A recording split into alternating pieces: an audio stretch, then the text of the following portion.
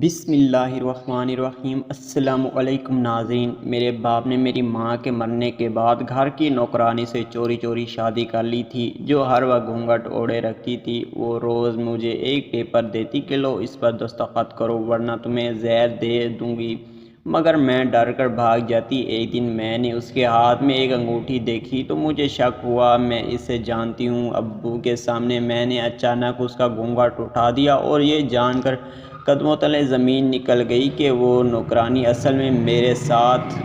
ناظرین، کہانی میں آگے بڑھنے سے پہلے آپ لوگوں سے درخواست ہے کہ کہانی کو آخر تک لازمی سنیں، پھر ہی آپ کو پتہ چلے گا کہ میرے ساتھ آگے کہانی میں کیا ہوا۔ میرا نام عائزہ ہے اور ہم 3 بہن بھائی ہیں۔ ابو ایک دفتر میں سرکاری ملازم تھے، یوں ہمارے گھر کا بسر بہت اچھے سے ہو رہا تھا۔ میری امی ابو کو ہم نے کبھی بات کرتے نہیں دیکھا تھا اور نہ ہی روایتی جوڑوں کی طرح وہ ایک کمرے میں رہتے تھے۔ اب ابو الگ رہتے تھے اور امی ہم بہن بھائیوں کے ساتھ۔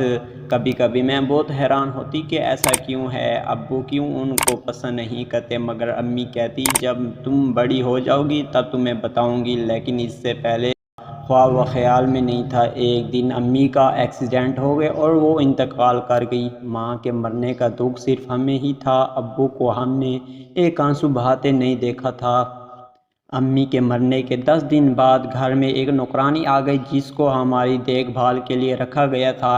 اس کی عجیب بات یہ تھی کہ وہ ہر وقت گھونگھٹ اوڑھے رکھتی تھی، گھر کے سارے کام کاج خود کرتی تھی۔ اس نے کبھی ہم سے بات بھی نہیں کی تھی تو مجھے لگتا شاید وہ گونگی ہے، مگر اس سے بھی زیادہ حیرانی کی بات یہ تھی کہ وہ ابا کے سامنے گھونگھٹ میں نہیں جاتی تھی۔ میں نے کئی بار دیکھا تھا ابا کے سامنے وہ اپنا چہرہ بھی نہیں ڈھکتی تھی، اور میں نے ایک بار نوکرانی کو ابو سے بات کرتے ہوئے بھی سن لیا تھا۔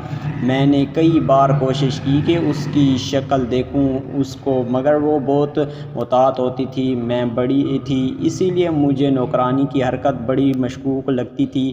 وہ ہمارے کام چھوڑ کر ابو کے کام کرتی رہتی اور ابو کا دھیان بھی اس کی طرف لگا رہتا۔ ایک دن میں نے اس نوکرانی کو چوری چھپے گھر سے باہر جاتے دیکھا، مجھے شک ہوا، میں اس کے پیچھے پیچھے چلی گئی۔ وہ کچھ گلیاں چھوڑ کر ابا کے دوست کے گھر میں داخل ہو گئی تھی۔ میں اس کے پیچھے چوری چوری اندر داخل ہوئی تو جو منظر دیکھا اس نے میری جان نکال دی۔ ابا نوکرانی سے نکاح کر رہے تھے، ابا نے چپ کر شادی کر لی تھی اور ہمیں بھی نہیں بتایا تھا، اسی لیے ابا کی نئی بیوی شادی کے بعد بھی نوکرانی کے بھیس میں آئی۔ اب کہانی بنی، نوکرانی گھونگھٹ میں ہی رہتی تھی اور گھر کے سارے کام کرتی تھی۔ ابا اس کو ہمارے سامنے تنخواہ دیتے تھے تاکہ ہمیں شک نہ ہو یہ سب کا چکر تھا۔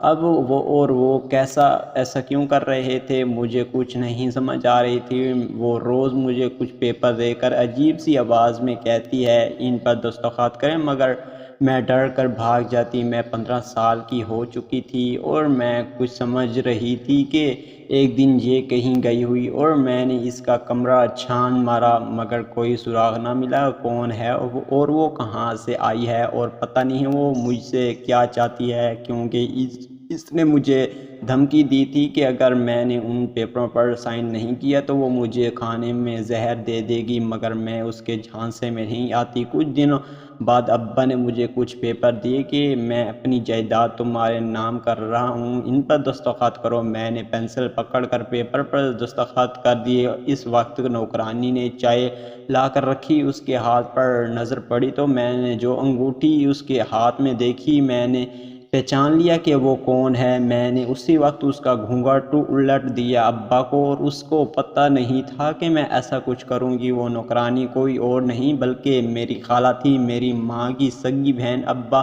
شروع سے ہی میری خالہ کے پیچھے تھے، مگر دادا نے ان کی شادی زبردستی امی سے کروا دی تھی، اسی لیے کبھی ان میں آپس میں بنی نہیں تھی۔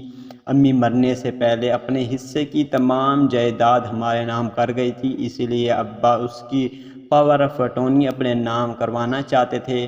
میری خالہ چاہتی تھی جب تک جائیداد اس کی نہ ہو جائے ہمیں حقیقت نہ پتہ چلنی چاہیے، اسی لیے وہ اپنا چہرہ چھپائے رکھتی تھی۔ یہ سب میں نے ایک دن پہلے ہی سن لیا تھا، اسی لیے میں پہلے ہی اپنے دادا ابو کو فون کر چکی تھی۔ میرے ابو اور خالہ نے جو دھوکہ ہمیں دیا ہے۔ اس کے بعد ہمیں ان دونوں سے نفرت ہو گئی تھی، اسی لیے ہم نے چھوڑ کر اپنے دادا کے ساتھ گاؤں آ گئے۔ خالہ نے جائیداد کے لیے ابو سے شادی کی تھی، اسی لیے جب ان کو وہ نہ ملی تو انہوں نے بھی ابو کو چھوڑ دیا اور وہ امی سے بھی وفائی کی سزا مل رہی تھی اور میں